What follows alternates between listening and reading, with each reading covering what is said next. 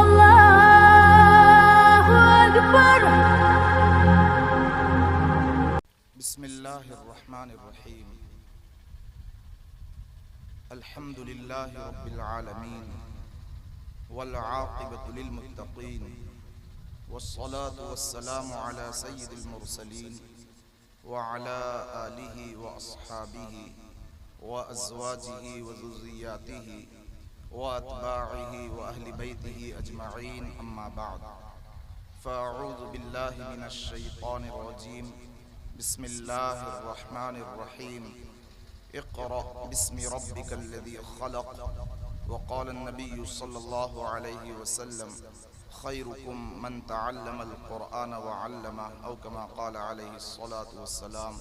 सदक़ल्लाहुल अलियुल अज़ीम व सदक़ रसूलुहुन नबियुल करीम व नहनु अला ज़ालिका लमिनश शाकिरीन वश्शाहिदीन वल्हम्दुलिल्लाहि रब्बिल आलमीन। काबिल सद एहतराम स्टेज पर जलवा फरोज़ हज़रात उलमा इकराम, असातीन इल्म फ़ज़्ल, जिबालुल इल्म, डोडी कस्बे और अतराफ़ से तशरीफ़ लाए हुए मेहमानान किराम, अल्लाह बुज़ुर्ग बरतर का बेइंतहा फ़ज़ल और उसका एहसान है कि उस रब्बे ज़ुल जलाल ने हम तमाम को इंतहाई पाकीज़ा निस्बत पर जमा फरमाया है और इस उन्वान पर बहुत कीमती और बेहतरीन बातें आपने अभी अभी सुनी हैं। ये ज़रा मजमा मुंतशिर है, थोड़ा सा आगे आ जाए। बिजलियाँ चमक रही हैं, बादल गरज रहे हैं। अगर बारिश आएगी तो करीब में आने वाले फ़ायदे में रहेंगे कि ऊपर जल्दी आ सकते हैं। आ जाएं ज़रा जल्दी, आ जाओ। ये नौजवान साथी भी कुछ ऊपर उधर बैठे हैं, आ जाएं ज़रा करीब करीब तशरीफ़ ले आएँ, है ना। तो बात कुछ आसानी से जल्दी समझ में आ जाएगी तो इंशाअल्लाह जल्दी छोड़ दिया जाएगा।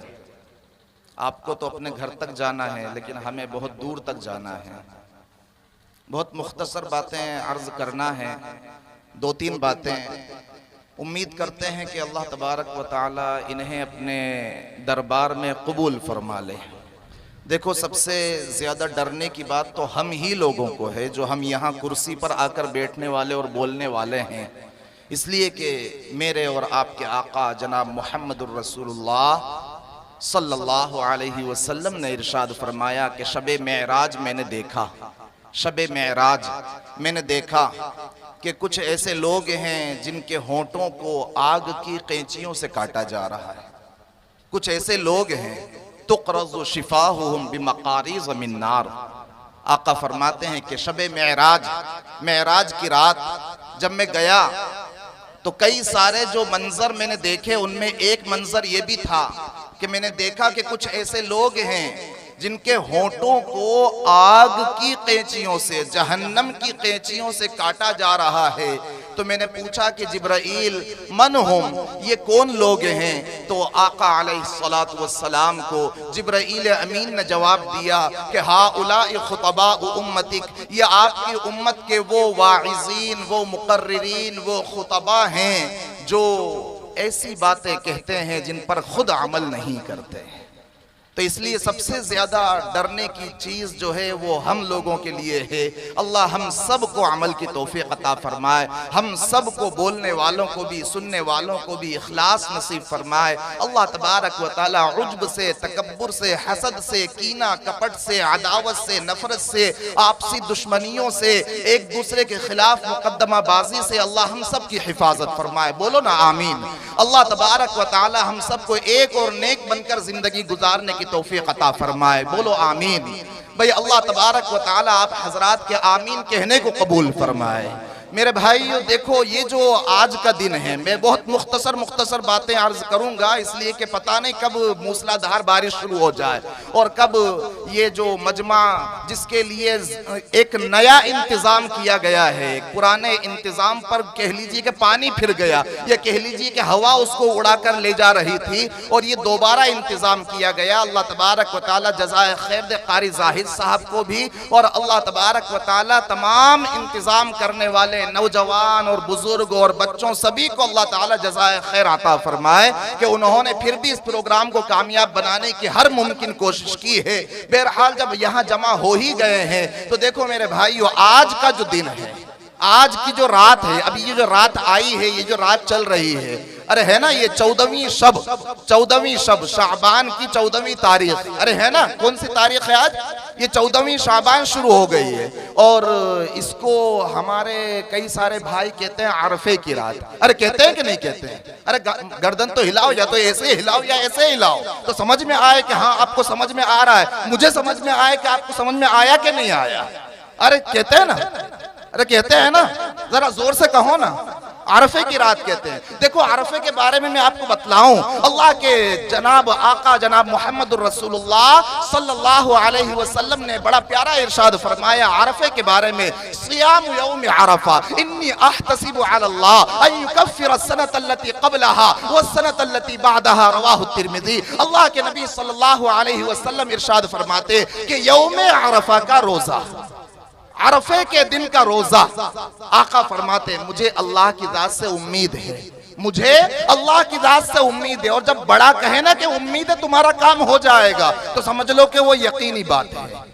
कुरान करीम में जहां कहीं आसा का लफ्ज आया जिसका तर्जुमा उम्मीद से होता है, साहिबे रूहुल मानी अल्लामा आलूसी बगदादी रहमतुल्लाहि अलैह फरमाते हैं कि समझ लो कि आसा का तर्जुमा यकीन है। जब अल्लाह कह रहा है कि उम्मीद है, समझो कि यकीनी बात है। जब बड़ा कहे कि उम्मीद है कि तेरा काम हो जाएगा, तो समझ लेना चाहिए कि 100% काम हो जाएगा। तो आका फरमाए कि उम्मीद है, और आका खुद से नहीं कहते, वमा यंतिकु अनिल हवा इन हुवा इल्ला वही यूहा, गुफ्ते अल्लाह बुवद गर्चे अज़ हुल्कू में अब्दुल्लाह बुवद, कि आका का कहा हुआ दर हकीकत अल्लाह का कहा हुआ है, अगरचे वो अल्लाह के बंदे की जुबान से कहलवाया जा रहा होता है। तो अरफे के रोजे के बारे में आका ने क्या फरमाया, मुझे उम्मीद है अल्लाह की जात से कि अल्लाह तबारक व तआला उसकी बरकत से 1 साल पहले के गुनाहों को भी माफ फरमाएगा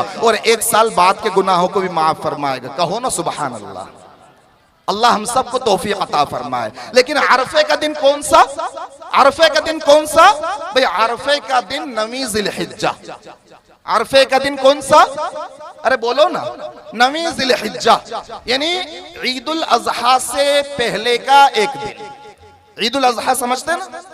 अरे बकरा ईद समझते ना? मैं बिल्कुल हिंदी में समझाने की कोशिश करूंगा, है ना। बकरा ईद से पहले वाला जो दिन है उसको कहा जाता है यौम अरफा, जिसमें हुज्जाज इकराम हज करने के लिए जो हजरात जाते हैं तो मैदान अरफात में वकूफ करते हैं, वो कहलाता है अरफे का दिन। और ये जिसमें मगरिब की नमाज का इंतजार करते हैं, जिसमें इंतजार करते हैं कि डोडी में पिछले शबे बारात से अब तक किसका इंतकाल हुआ। अरे सुन रहे हो, समझ रहे हो ना? पिछली शबे बारात से अब तक आज तक किस किस का इंतकाल हुआ, उन सबको काहे में लेना है? अरे काहे में लेना है? अरफे में लेना है। अरे होता है ना ऐसा। क्या करते हैं, इधर मगरिब की नमाज हुई, इधर कवेलू पर अंगारे आएंगे, कवेलू पर अंगारे आएंगे, अंगारे के पास कागज में लुबान होगा और खुले सिक्के 1 का 2 का 5 का वो भी रखना होगा। लुबान भी छोड़ेंगे, लुबान भी डालेंगे, जिसकी वजह से उस घर से खूब ढेर सारा धुआं निकल रहा होगा। और 1 रुपया 2 रुपये जो चल नहीं रहे होते हैं वो संभाल कर रखने पड़ते हैं, ऐसी जगह पर चलाते हैं। कहाँ चलाएंगे? मस्जिद की झोली में। जो फटा नोट कहीं ना चलता वो कहाँ चलेगा? मस्जिद की झोली में। कोई देखने वाला कोई नहीं ना। अरे अल्लाह तो देख रहा है। फिर कहते हैं कि मेरे पास तो बरकत नहीं आती है ना। अरे अल्लाह के घर में कड़क कड़क दोगे तो अल्लाह कड़कड़ाहट देगा, और अल्लाह के घर में फटे फटे दोगे तो अल्लाह फटे फटे पहनाएगा। हाँ भाई, इस हाथ दो इस हाथ लो। अल्लाह के यहाँ तो सिस्टम बिल्कुल साफ सुथरा है, तो अल्लाह के घर में अच्छे से अच्छा देने की कोशिश करनी चाहिए। ये नहीं सोचना चाहिए कि मुट्ठी बंद करके मैं डाल रहा हूं, कौन देखने वाला है। ईमान पक्का करें, ईमान पक्का करें। तो ये 1 रुपए 2 रुपए 5 रुपए भी वहां रख रहे होते, लुबान भी और साथ में कुछ खुले पैसे भी, और चारों कुल, उसके बाद अल्हम्दु शरीफ और अलिफ लाम मीम और वैला हुक्म इलाहु वाहिद हुवल्लाहुल्लज़ी ला इलाहा इल्ला हु। कितने वाली?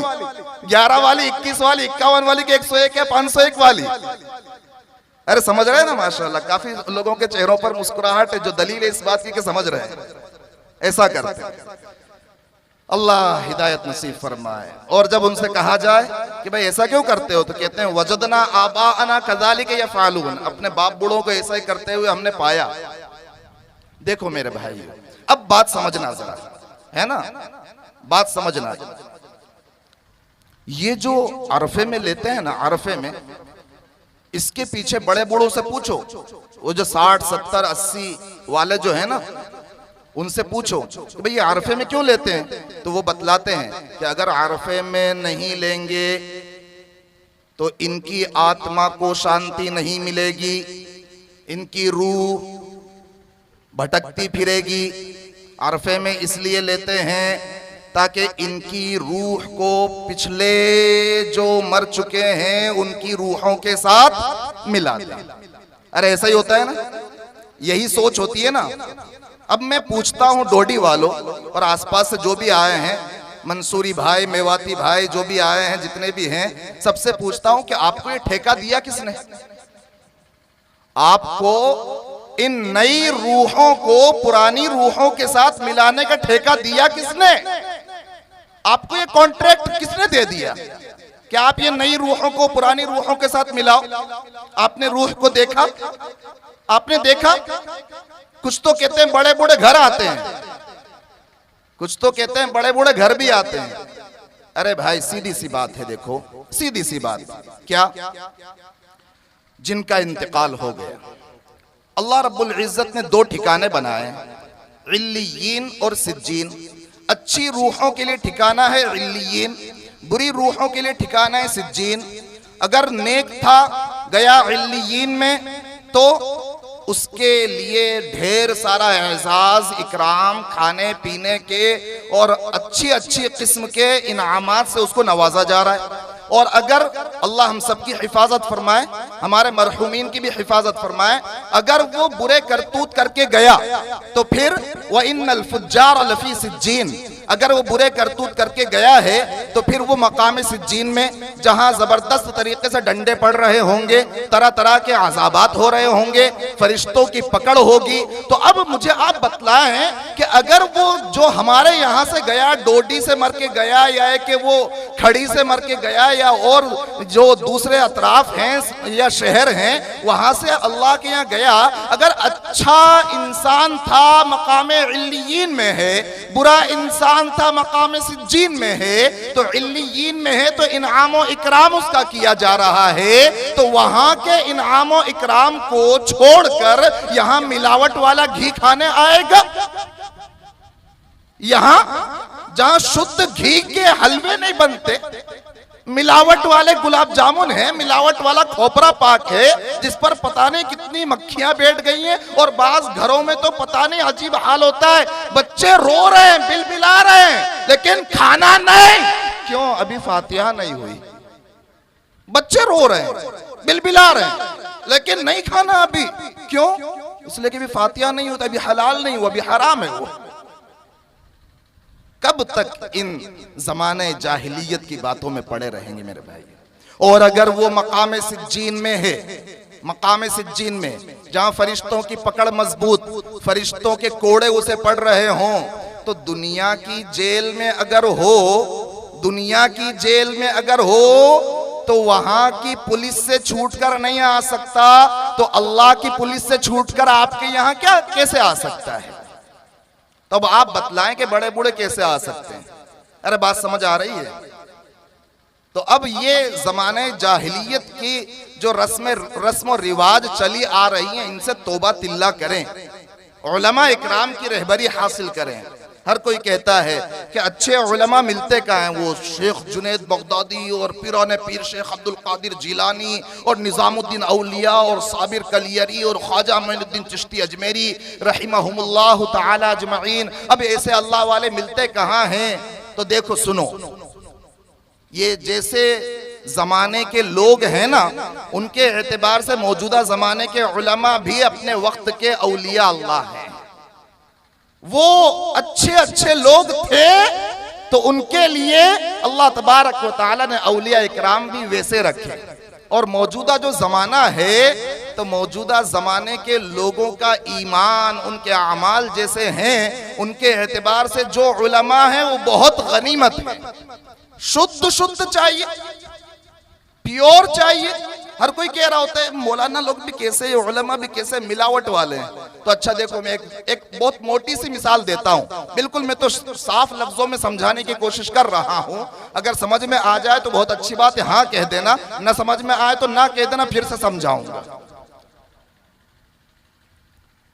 देशी घी हर एक को पसंद है, अरे है कि नहीं? शुद्ध दूध हर एक को पसंद है या नहीं है? शुद्ध चीजें तमाम तर खाने पीने की जितने भी हर एक चाहता है ना, लेकिन मिलती हैं शुद्ध चीजें। देशी घी बिल्कुल प्योर देशी घी मिलता है? नहीं मिलता, कुछ ना कुछ मिलावट होती है। बिल्कुल शुद्ध देशी दूध मिलता है? कोई कहे ना कि मैं बिल्कुल बगैर पानी का दूध दूंगा, तो भी नहीं देता है, कुछ ना कुछ तो मिला ही देता है। शुद्ध चीजें नहीं मिलती, लेकिन फिर भी उनको खाना छोड़ा हमने। अरे छोड़ा क्या खाना कि भाई देशी घी नहीं मिलता, एक काम करो केरोसिन से ही काम चला लो। भाई दूध शुद्ध नहीं मिलता, बाज लोग तो दूध में पानी डालते हैं और बाज तो पानी में दूध डालते हैं। अरे नहीं समझे, बाज लोग तो दूध में पानी डालते हैं। भाई चलो 800 ग्राम दूध है, 200 ग्राम पानी, लेकिन बाज लोग पानी में दूध डालते हैं। भाई 800 ग्राम पानी और 200 ग्राम दूध है, तो बाज ऐसे भी होते हैं। लेकिन भाई देशी घी नहीं मिल रहा है, लेकिन फिर भी खाना नहीं छोड़ रहे, तलाश करते हैं। भाई आष्टा में सबसे अच्छा कौन सी दुकान पर मिलता है? जिस किसी ने तारीफ कर दी वहां पहुंच जाएंगे। देशी शुद्ध दूध नहीं मिलता, लेकिन फिर भी खाना नहीं छोड़ा। अच्छा ईमानदार इंसानियत वाला डॉक्टर नहीं मिलता, लेकिन फिर भी इलाज कराना नहीं छोड़ा। तो मेरे भाइयों, ये मिलावट का जमाना है, तो उलमा में भी अगर मिलावट वाले नजर आए तो उलमा से बदगुमान नहीं होना चाहिए। ये मिलावट का जमाना है, हर चीज में मिलावट। हाँ, अब अल्लाह रब्बुल इज्जत ने अक्ल सलीम अता फरमाई है। तलाश करें कुरान और सुन्नत के मुताबिक जिंदगियां जिनकी ज्यादा मुताबिक नजर आए तो उनके हाथ में अपना हाथ दें और अपने बातिन की इस्लाह कराएं। मिलावट का जमाना है। वो हजरत मुफ्ती तकी उस्मानी दामत बरकातुहू ने जिक्र किया है कि एक शख्स जो है वो मिलावट वाली चीजों से परेशान हो गया कि जहां देखो वहां मिलावट। तो मैं तो परेशान हो गया हूं, खुदकुशी कर लेता हूं।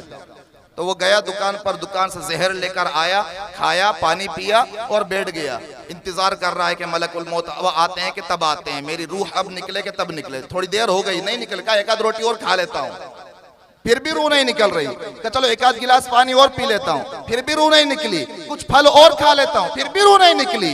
पता चला कि जहर में भी मिलावट था, जहर भी मिलावट वाला। तो मेरे भाइयों, मिलावट वाला जमाना चल रहा है।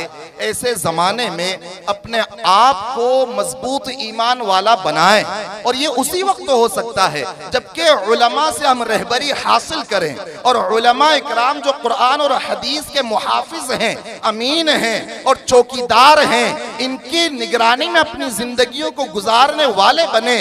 अपने नफ्स और अपने शैतान के जो हमारे पीछे लगा हुआ है तो उनकी इत्तिबा में ना लगे, ये उस वक्त हो सकता है। और ये जो कल की रात है, कल जो आने वाली रात, ये तो अरफे से मुताल्लिक एक बात मैंने अर्ज कर दी। चूंकि मौसम बदला हुआ है और वक्त भी काफी ज्यादा हो चुका है, इसलिए मैं सिर्फ आपसे बातें कर रहा हूँ। तो आइंदा कल की जो रात है ये बड़ी मुबारक रात है, बड़ी मुबारक रात है। सूरह दुखान की जो इब्तिदाई आयतें हैं जिसमें लैला मुबारकह लफ्ज़ इस्तेमाल किया गया है, तो अगरचे जुमहूर मुफस्सिरीन की राय के मुताबिक तो उससे शब कद्र मुराद है, लेकिन बाज़ हजरात की राय ये भी है कि लैला मुबारकह से शब बरात मुराद है। और बहरहाल उससे मुराद हो या ना हो, मिशकात शरीफ में जिल्द नंबर 1 में सफ़ा 115 पर अल्लाह के रसूल सल्लल्लाहु अलैहि वसल्लम का फरमान है कि आयशा जानती हो इस रात में क्या होता है? तो अम्मा आयशा ने पूछा कि बतला दीजिए आका क्या होता है। आका अलैहिस्सलातु वस्सलाम ने इरशाद फरमाया कि ये वो रात है जिसमें इस साल में हर पैदा होने वाले को लिख दिया जाता है। ये वो रात है जिसमें हर मरने वाले को लिख दिया जाता है। ये वो रात है जिसमें लोगों के आमाल को ऊपर उठाया जाता है। ये वो रात है जिसमें लोगों के रिज्क को नीचे उतारा जाता है। एक रिवायत में आता है, तिर्मिज़ी शरीफ की हदीस है, अम्मा आयशा रज़ी अल्लाह तआला अन्हा नकल फरमाती हैं, तिर्मिज़ी शरीफ में सफ़ा 156 पर अल्लाह के नबी सल्लल्लाहु अलैहि वसल्लम का फरमान है, आका अलैहिस्सलातु वस्सलाम ने इरशाद फरमाया कि ये वो रात है, ये वो रात है जिस रात में अल्लाह तबारक व तआला कबीले कल्ब की बकरियों के बालों से ज्यादा लोगों की मग़फ़िरत फरमाता है। और कबीले कल्ब वो कबीला था कि जिस कबीले में बकरियां सबसे ज्यादा पाली जाती थी। और मेरे भाइयों, आप काश्तकार लोग हो, आप जानते हो किसी एक बकरी के बालों को, बकरी तो छोड़ो, बकरी के बच्चे के बालों को भी शुमार नहीं किया जा सकता। तो खुलासा ये निकला कि अल्लाह तबारक व तआला इस एक रात में बेशुमार लोगों को जहन्नम से आजाद फरमाता है। इसी वजह से इस रात का नाम लैला मुबारका भी है, इस रात का नाम लैलतुल बराअत भी है, इस रात का नाम लैलतुर रहमत भी है, इस रात का नाम लैलतुस सक भी है। एक रिवायत में आता है, अम्मा आयशा सिद्दीक़ा रज़ी अल्लाह तआला अन्हा फरमाती हैं कि मेरे और आपके आका जनाब मुहम्मदुर रसूलुल्लाह सल्लल्लाहु ताला अलैहि वसल्लम तशरीफ लाए, हुजरा-ए शरीफा में अंदर तशरीफ लाए। आपने अपने कपड़ों को, मुबारक कपड़ों को उतारा, थोड़ी सी देर हुई और फिर वापस आपने अपने मुबारक कपड़ों को पहना और फिर आप निकल गए। अम्मा आयशा फरमाती हैं, मेरी आंखें खुली हुई थी, मैं देख रही थी कि थोड़ी सी देर के लिए आका अंदर तशरीफ लाते हैं, कपड़ों को उतारते हैं, लेकिन फिर बैठते नहीं, लेटते नहीं, फिर वापस से अपने कपड़ों को पहनते हैं और चले जाते हैं। मेरी गैरत जोश में आ गई, मेरी गैरत जोश में आ गई।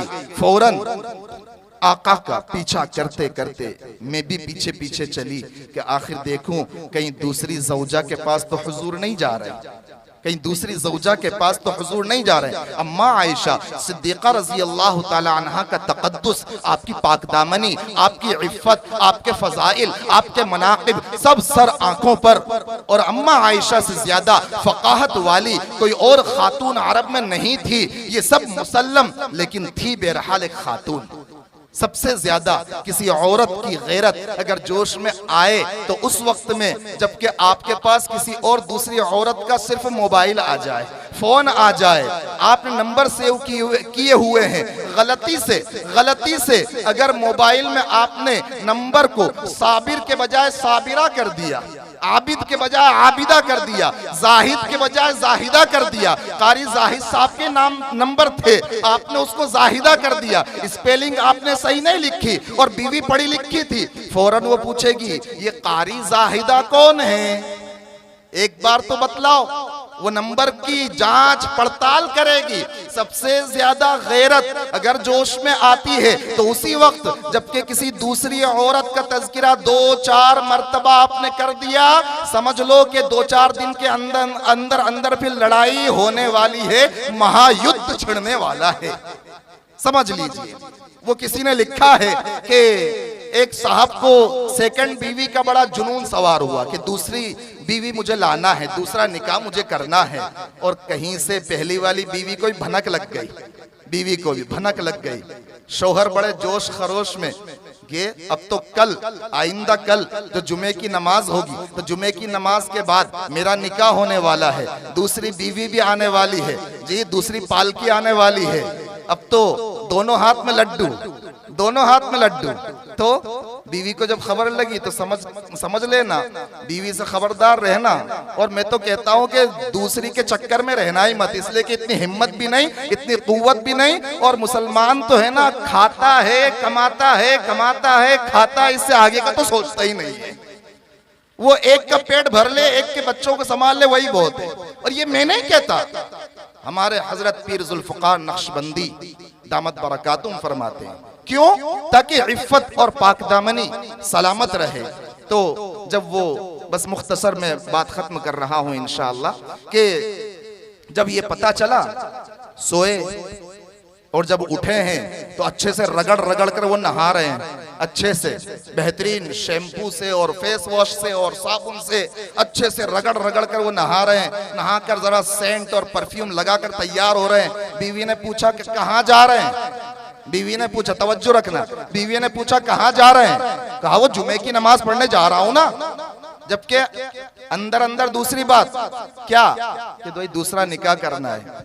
बीवी ने पूछा कहाँ जा रहे हैं? कहा जुमे की नमाज पढ़ने जा रहा हूँ। बीवी ने कहा रहने दीजिए, खाना खाइए चैन सुकून से, आज जुमे का दिन नहीं है, आज इतवार का दिन है। मैंने नींद की गोली दूध में मिला दी थी और 2 दिन के बाद आज आप उठे हो। अब अगर दूसरे निकाह के बारे में सोचा है तो समझ लेना क़यामत के दिन ही उठोगे। तो खैर, तो अम्मा आयशा सिद्दीक़ा रज़ी अल्लाह ताला अन्हा की गैरत जोश में आई। अम्मा आयशा पीछे पीछे तशरीफ ले गई। तो क्या देखती हैं कि मेरे और आपके आका जनाब मोहम्मदुर रसूलुल्लाह सल्लल्लाहु अलैहि वसल्लम जन्नतुल बक़ी में तशरीफ फरमा है। मदीना मुनव्वरा का कब्रिस्तान जन्नतुल बक़ी, वहां आप तशरीफ फरमा हैं। और वहां आप क्या कर रहे हैं? वहां पर आप अपनी उम्मत के तमाम मुसलमान मर्दों के लिए और तमाम मुसलमान औरतों के लिए मग़फ़िरत की दुआएं कर रहे हैं, मग़फ़िरत की दुआएं कर रहे हैं। फिर अम्मा आयशा ने जो देखा तो अम्मा आयशा तेजी के साथ वापस आई हुजरे में। आपका सांस फूला हुआ था। हुजूर तशरीफ ले आए। पूछा आयशा सांस कैसे फूल रहा है, क्या बात है? अम्मा आयशा ने सच्ची बात बता दी। बहरहाल आका ने फिर इजाजत तलब की कि अगर तुम्हारी इजाजत हो तो मैं अल्लाह तबारक व तआला के सामने क़ियाम करूं, रुकू सुजूद करूं, अल्लाह की इबादत करूं। अम्मा आयशा ने इजाजत मरहमत फरमाई। तो आका अलैहिस्सलातु वस्सलाम ने उस रात इतना लंबा सजदा किया। अम्मा आयशा फरमाती है कि मुझे ये अंदेशा होने लगा कि कहीं रूह तो परवाज नहीं कर गई। मैंने तलवों को जरा सा छुआ ताकि मुझे पता चल जाए कि रूह तो परवाज नहीं कर गई। तो आपके कदम मुबारक में कुछ हरकत महसूस हुई।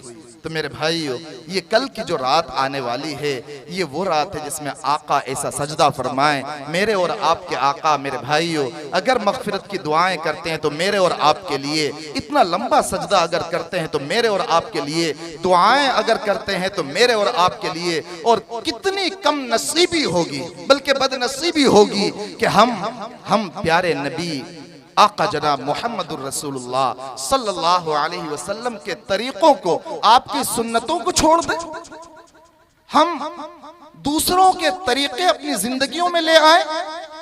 कितनी बड़ी ये जफा होगी, कितनी बड़ी बेवफाई होगी। मेरे भाइयों, ये मदरसे यही सिखाते हैं कि आका के सच्चे वफादार बनकर, कुरान पाक से सच्चा इश्क करने वाले बनकर, अल्लाह रब्बुल इज्जत के सच्चे फरमाबरदार बनकर जिंदगी गुजारने वाले बन जाओ। और मौलाना अब्दुल हसीब साहब जो बात अर्ज कर रहे थे, बस उसमें थोड़ा सा मैं एक इजाफा यूं कर दूं, शायद बात और अच्छे से समझ में आ जाए। हजरत ने ज़कात के सिलसिले में बहुत अच्छी वजाहत फरमाई। बस एक बात ये अर्ज कर देता हूं और बात खत्म करता हूं कि देखिए नमाज हमें पढ़नी होती है। नमाज फर्ज है ना? अरे फर्ज है ना? नमाज फर्ज है, रोजा फर्ज है, मालदारों पर साहिबे निसाब पर ज़कात फर्ज है, साहिबे इस्तिताअत पर हज फर्ज है। नमाज पढ़ना हो तो इमाम साहब को घर बुलाते हैं, मस्जिद को घर बुलाते हैं, या हम मस्जिद में जाते हैं इमाम साहब के पास जाते हैं? अरे बोलो ना, भाई हम मस्जिद को घर बुलाते हैं, इमाम साहब को घर बुलाते हैं, या हम खुद वहां जाते हैं? अरे खुद जाते हैं ना, अरे बोलते नहीं, खुद जाते हैं ना। अगर अल्लाह तबारक व तआला हर एक को तौफीक अता फरमाए, हर एक को अल्लाह तबारक व तआला मकबूल हज, मकबूल उम्रे बार बार नसीब फरमाए, हरमैन शरीफैन की जियारत नसीब फरमाए, रोजे अतहर पर हाजिरी नसीब फरमाए, अगर हज के लिए हज करने का इरादा हो तो काबतुल्लाह को यहाँ बुलाएंगे या काबतुल्लाह के पास जाएंगे? अरे बोलो ना, काबा के पास जाएंगे ना तो जाकर हज अदा होगा, फर्ज अदा होगा। नमाज पढ़ना है मस्जिद में जाना होगा तो फर्ज अदा होगा। अगर हज करना है तो काबतुल्लाह के पास जाना होगा तो हज अदा होगा। मेरे भाइयों, ज़कात भी फर्ज है ना, ज़कात भी फर्ज है ना। तो मदरसे को अपने पास क्यों बुलाते हो? मदरसे से उलमा को अपने पास क्यों बुलाते हो? क्या होना चाहिए? मदरसे को अपने पास बुलाएं या हम मदरसे के पास जाएं? भाई हम मदरसे के पास जाने वाले बनेंगे ना इंशाअल्लाह। कौन कौन बनेगा? खुद मदरसे में जाकर रसीद बनवाएंगे इंशाअल्लाह। अल्लाह सबको अमल की तौफीक नसीब फरमाए। व आखिर दावाना अनिल हम्दुलिल्लाहि रब्बिल आलमीन। माशाअल्लाह।